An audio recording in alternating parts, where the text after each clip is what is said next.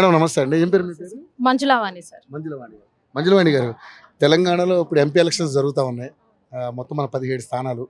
మరి 17 స్థానాలకి పోటీ గట్టిగానే ఉంది, ఎందుకంటే 3 పార్టీలు ఉన్నాయి. పొలిటికల్గా కొన్ని క్వశ్చన్లు అడుగుతాను, మీకు తెలిసి చెప్పండి మేడం. ఏంటి మేడం ఇప్పుడు అంటే ఏ పార్టీ గెలిస్తే బాగుంటుంది అనుకుంటారు? ఎందుకంటే ఇక్కడ మల్కాజిగిరిలో ఇప్పుడు ఈటల రాజేంద్ర గారు నిలబడ్డారు బీజేపీ నుంచి, పట్నం సునీతా మహేందర్ రెడ్డి గారు కాంగ్రెస్ నుంచి, అదేవిధంగా రాగిడి లక్ష్మారెడ్డి గారు బీఆర్ఎస్ నుంచి. ఏంటి మీ అభిప్రాయం, ఎవరు గెలిస్తే బాగుంటుంది సార్? మాకు ఉద్యమకారుడైన మన ఈటల రాజేందర్ గారు గెలవాలని అనుకుంటున్నాను సార్. కారణం అండి?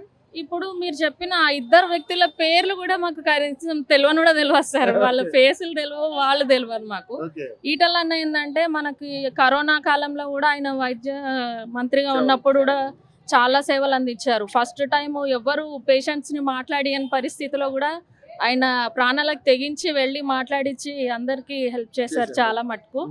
పైగా మనకి ఉద్యమంలో తెలంగాణ కోసం కూడా ఆయన చాలా పోరాటం చేశారు, చాలా పెద్ద పాత్ర. సో ఆయనే వస్తే పేదలకి మళ్ళీ అందరికీ మంచి జరుగుతుందని, పైగా మన మోడీ గారు ఆయన ఉంటే కూడా మంచిగా ఉంటుందని మేము అనుకుంటున్నాం. మోడీ గారు అంటే ఇప్పుడు చాలా మంది మాట్లాడుతూ ఉన్నారు, ఎందుకు అంత అభిమానం మోడీ గారు? ఎందుకంటే అంత అభిమానం పెరిగిపోయింది అందరికీ. అభిమానం అంటే మెయిన్ మోడీ గారు అంటే మనుషులలో అందరికీ నమ్మకం ఏర్పడ్డది సార్. అభిమానం కన్నా ఎక్కువ నమ్మకం ఏర్పడిపోయింది మనకి. ఆయన ఉంటే మనకి మంచి చేస్తారు అంటే మనం అడగకున్నా అడిగినా మనకి ఏది అవసరమో ఆయన డిసైడ్ చేసేసి ఆయన్నే మనకి మంచి చేస్తారనేది మనసులో మైండ్లో ఫిక్స్ అయిపోయింది అందరికీ. ఆ మోడీ గారు ఉన్నారుగా చూసుకుంటారు అనే లెవెల్లో అయిపోయింది. మనకి విశ్వగురు స్థానాన్ని కూడా తీసుకొచ్చారు. ఆయన ది బాస్ అంతే, ఇంకా అంతే. సో మోడీ గారు పరిపాలన బాగుందని మీరు అనుకుంటున్నారా? 100% బాగుంది. ఆయనకు అసలు వేలెత్తి చూపాల్సిన అవసరం లేదు సార్. ఇప్పుడు మనమే చూస్తున్నాం కదా సార్, నోట్ బంద్ వల్ల పాకిస్తాన్ మొత్తం దివాలా తీసిపోయింది. అంటే ఆయనకి ఇప్పుడు మనం నార్మల్ పీపులే మనకి ఇన్ని ఆలోచనలు ఉన్నాయి, ఆయన పిఎం. సో ఆయన ఏ దేశాన్ని ఎట్లా ఆడిపియాలి, ఎట్లా లొంగ తీసుకోవాలి, మన సైడ్ ఎట్లా టర్న్ చేసుకోవాలి అనేది ఆయనకు స్ట్రాటజీ ఉంది. దాంతో ఆయన ముందుకెళ్తున్నారు. ఇప్పుడు అట్లానే చైనాని ఆపగలిగారు, మన దగ్గర రాకుండా. ఇప్పుడు పాకిస్తాన్ని అణచేశారు. ఎక్కడి నుంచైనా ది బాస్ అనిపించుకుంటున్నారు తప్పించి ఆయన వేరే ఇది లేదు ఆయన దగ్గర. ఇప్పుడు రాజ్యాంగాన్ని మారుస్తానని అంటున్నారు, రిజర్వేషన్లు తీసేస్తారంట మళ్ళీ మోడీ గారు వస్తే. ఒక రకరకమైనటువంటి ఒక నడుస్తా ఉంది. అవన్నీ పుకార్లు సార్. ఆయన చేయాలనుకుంటే వీళ్ళే ముందు డిసైడ్ చేసేస్తారు ఎట్లా సార్? ఆయన ఆలోచనలు ఏమున్నాయో మనకు తెలియదు కదా.